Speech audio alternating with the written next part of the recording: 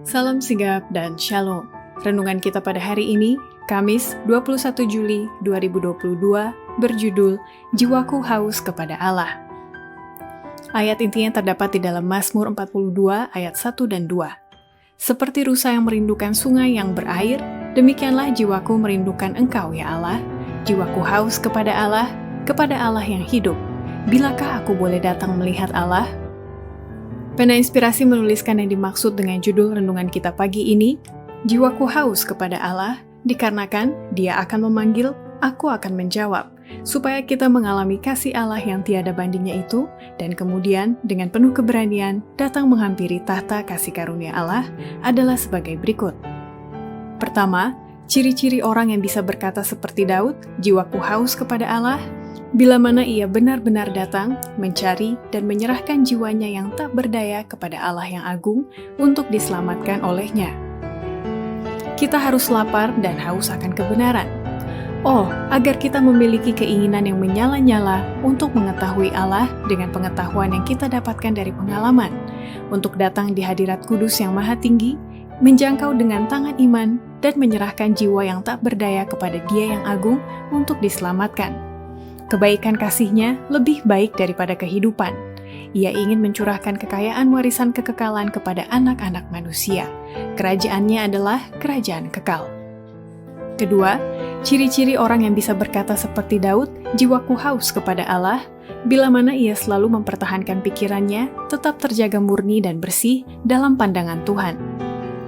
Datanglah kepada Yesus apa adanya, berdosa, lemah, dan haus. Maka Ia akan memberikan kepadamu air kehidupan. Ajar anak-anakmu untuk memuliakan Allah, bukan untuk menyenangkan diri mereka sendiri. Mereka adalah anak-anaknya, miliknya oleh penciptaan dan penebusan. Ajarkan mereka untuk menghindari dari hiburan dan kebodohan zaman yang sudah merosot ini.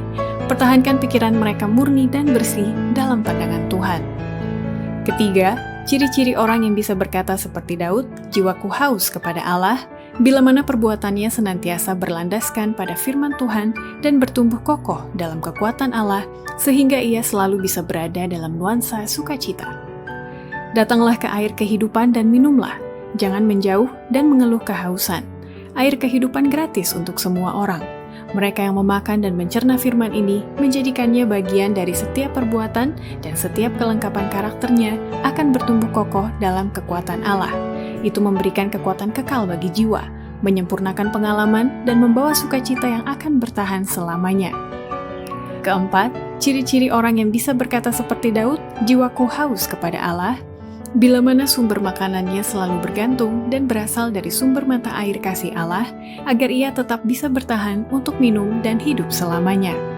Sebagaimana pohon palem menarik bahan makanannya dari sumber mata air yang hidup, hijau, dan tumbuh subur di tengah padang pasir, begitu pula orang Kristen yang bisa menarik persediaan kasih karunia yang melimpah dari sumber mata air kasih Allah, dan dapat menuntun jiwa yang letih, yang penuh dengan kegelisahan, dan siap untuk binasa di padang pasir dosa, ke air itu di mana mereka bisa minum dan hidup.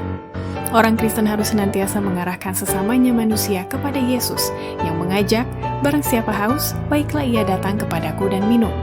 Mata air ini tidak pernah mengecewakan, kita boleh mengambil dan mengambil lagi. Demikianlah renungan kita pada pagi ini, kiranya Tuhan memberkati kita semua.